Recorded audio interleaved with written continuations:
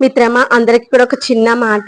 ఇంట్లో ఉండే ఆడవాళ్ళని అందరూ అంటా ఉంటారు కదా, ఇంట్లో ఉండే అత్త మామ కావచ్చు, భర్త కావచ్చు, పిల్లలు కావచ్చు, వచ్చిపోయే చుట్టాలు కావచ్చు, ఇంట్లోనే ఉంటావమ్మా, ఏం చేస్తావు? పిల్లగాడు ఆఫీస్కి పోగానే, మీ కొడుకుని ఆఫీస్కి పంపించే, కాలేజ్కి పంపే కానీ, స్కూల్కి పంపే కానీ, ఆఫీస్కి పంపించే కానీ, ఇంట్లో ఇంకేం పని అమ్మా? పొద్దున్న దాకా టీవీ చూస్తా కూర్చుంటావు, లేదంటే ఫోన్లు మాట్లాడుతూ ఉంటావు అంటావు అంటారు కదా. అలాంటి వాళ్ళకు ఒక చిన్న మాట.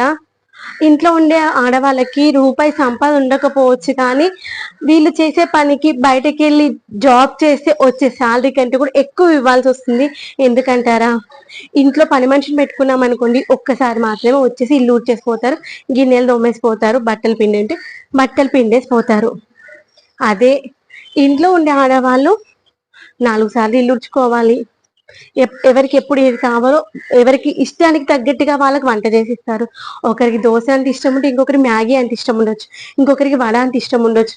ఒకే రోజు 3 బ్రేక్ఫాస్ట్లు చేయాల్సి వస్తుంది. వంట చేసేటప్పుడు కర్రీలు చేసి ఒకరికి పప్పు ఇష్టం ఉంటే ఇంకొకరికి పులిహోర కావాలనొచ్చు, ఇంకొకరికి చికెన్ కావాలనొచ్చు. ఎవరికి ఇష్టమైనట్టుగా వాళ్ళకి. కొంతమంది కారం ఎక్కువగా ఉంటే కొంతమందికి ఉప్పు తక్కువగా ఇష్టం ఉండొచ్చు. అలా ఎవరి రుచికి తగ్గట్టుగా వాళ్ళు చేస్తూ ఉంటారు. అదే పని వాళ్ళని పెట్టుకున్నారనుకో, ఇవన్నీ పని చేసి పెట్టారు. అదే ఇంట్లో ఉండే ఆడవాళ్ళు అనుకోండి, ఎవరి ఇష్టానికి అనుగుణంగా వాళ్ళకి చేసి పెడుతూ, ఇంట్లో పనులు చూసుకుంటూ, వంట పని చూసుకుంటూ, పిల్లల్ని చూసుకుంటూ, ఇంట్లో పెట్స్ ఉంటే వాటిని చూస్తూ, గార్డెనింగ్ ఉంటే మొక్కలను చూసుకుంటూ, ఇంట్లో పెద్దవాళ్ళంటే వాళ్ళకి చేస్తూ ఉంటారు. కానీ మీదికెళ్ళి వచ్చేటువంటి ఒక గొప్ప ఏంటి కాంప్లిమెంట్ ఏంటంటే, ఇంట్లోనే ఉంటావు కదా, నీకేం పని, నువ్వేం చేస్తున్నావు అంటారు. అదే ఆడపిల్ల బయటికి వెళ్ళి ఉద్యోగం చేసుకుంది అనుకోండి, జాబ్ చదువుకున్న వాళ్ళైతే వేలల్లో జీతం వస్తుండొచ్చు, లక్షల జీతం వస్తుంది. చదువుకోని వాళ్ళకు కూడా చిన్న చిన్న జాబ్స్ మస్తు ఉంటాయి. కంపెనీస్ లోకి వెళ్తే వాళ్ళకైనా మినిమం 10,000 15,000 సంపాదించుకోగలుగుతారు. అంత సంపాదించుకోగలిగే వాళ్ళు, లక్షలు సంపాదించుకునే వాళ్ళు కూడా ఇంట్లో ఉండేది ఎందుకు? పిల్లల కోసము, ఇంట్లో ఉండే వాళ్ళ కోసమని అన్ని సాక్రిఫైస్ చేస్తూ ఉంటారు కదా.